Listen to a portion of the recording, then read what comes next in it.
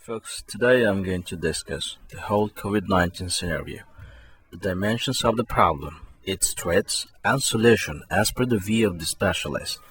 Corona is a tiny microscopic virus that has given the world a big jerk, derailing it from its usual track, leading it towards the hell.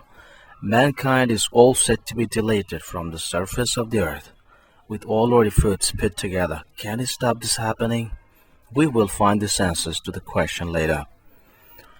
Bangladesh is challenged with so many risk factors: social stigma, alienation from society, superstition, verbal and physical attack on the patients, refusal to treat by the healthcare staffs, paucity of medical equipment, inefficient distribution of resources, and mass unawareness is altogether welcoming an inferno. At the backdrop of all these problems, some questions will never get answers. Are we doing enough to tackle this pandemic? Let's see what the specialists say. Social distancing affected by world lockdown is set to flatten the curve of economic growth. The Nobel Prize winning economist Paul Romer said there is no plan to return to normal. Ananda Bauza newspaper in its 9th April issue published what the Nobel Prize winning economists Avijit and Esther Duflo said. They mentioned in their statements that it's difficult to tackle this mountainous problem walking along the conventional path. They also said, in this situation, government should send money to the poor people's bank accounts. Despite the inflation it might instigate, we might have to pay the highest price if we don't do that. On a further note, he goes an extra mile saying, get the notes printed and disburse among the people. Overlook the credit rating, price hike, and objections by the IMF, and live in the economy first. Think of the other things later. You all know the world-famous epidemiologist Larry Brilliant. The makers of the film Contagion in 2011 needed to vet the plausibility of the script. They turned to Larry Brilliant. Then he said, it is certain to happen in real life. Now, it's a global fact that has scared the whole world. Asked about the solution, he said the approach should be detect sooner, respond quicker. He further said it's going to be dictated by the density of susceptibles.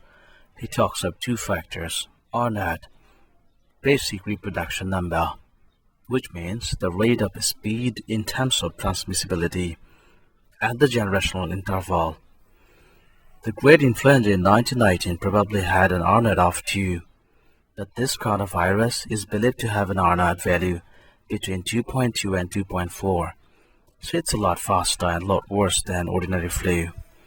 Now, being asked about the solution, he replied, just reduce the density of susceptibles, and if you can get 100% of people vaccinated, the R naught value goes down to 0.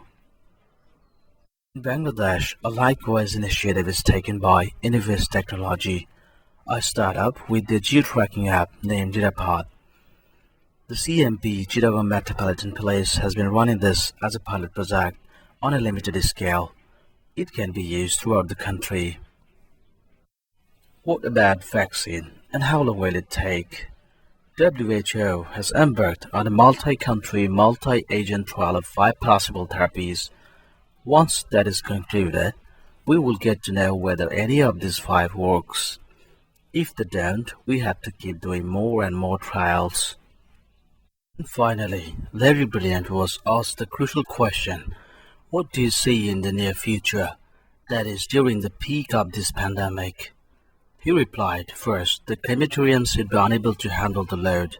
You will find dead bodies wrapped in paper cloth scattered here and there.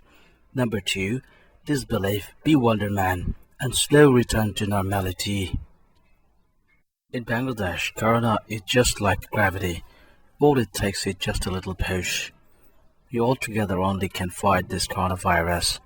Pay heed to the government instructions. Stay home, stay safe, and assist the government.